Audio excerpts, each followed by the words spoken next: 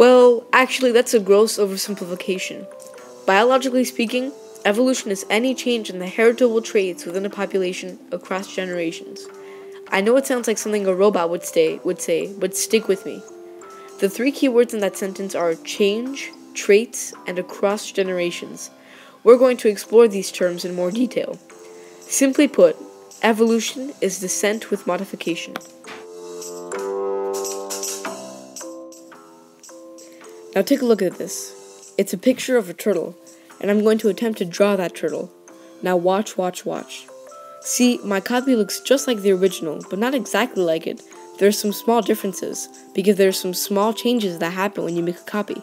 The same thing happens when living things make copies of themselves, like when they have children.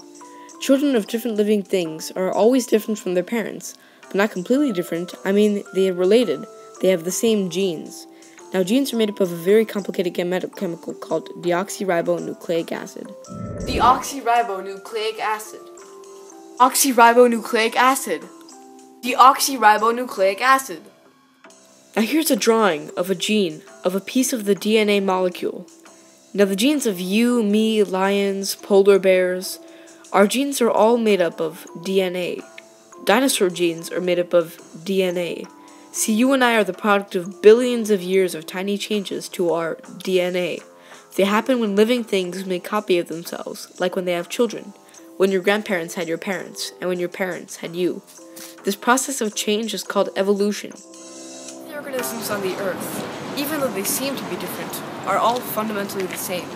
Their chemistry is all identical. They're just wrapped in different types of wrapping. Us people, us sharks, us polar bears, us lions, we're all basically the same on the inside. Now before I go on, I would just like to explain what a trait is. A trait is a small change, a physical attribute, like a longer neck on a giraffe, or a behavioral characteristic, such as birds nesting.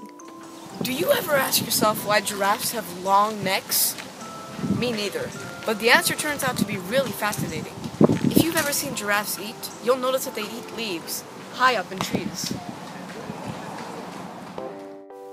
Leaves that other animals can't reach. You might think that if you were another animal and you wanted those leaves, you would just stretch your neck. Well, it doesn't work that way. In order to have a longer neck, you need to be born with one. It has to be just slightly longer. A just slightly longer neck allows you to get leaves that are slightly higher, and that gives you a slightly better chance of having enough to eat, which gives you a slightly better chance of survival, which gives you a slightly better chance of having kids. These kids with slightly longer necks have a better chance of having kids who will have even longer necks. And eventually, after millions of years and many, many generations, giraffes ended up with really long necks. Charles Darwin, in his book On the Origin of Species, published in 1859, stated that all living organisms, you, me, fungi, sharks, etc., share what's called a common ancestor. He observed finches birds when he went to the Galapagos Islands, and he noticed that different types of finches were all pretty much the same. Darwin realized that the types of finches, 13 in all, must have evolved from one type of finch. As they each found special things to eat and special ways to live, they adapted and changed and evolved over thousands of years and thousands of generations. The same goes for humans. You, the person watching this, you're my family. I know that sounds really creepy, but scientifically speaking, every single person on Earth is at least 50th cousins with every other person on Earth. How is this possible? Common ancestors. Evidence, mainly in fossils, show that all living organisms on Earth share what's called a common ancestor. We evolved from one organism. 3.6 billion years ago, simple cells, also known as prokaryotes, appeared.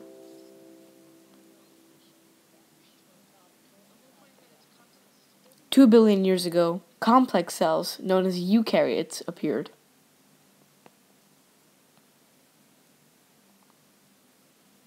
1 billion years ago, multicellular life appeared.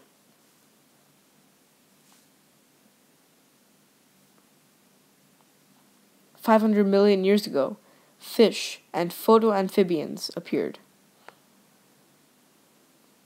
200 million years ago, mammals appeared.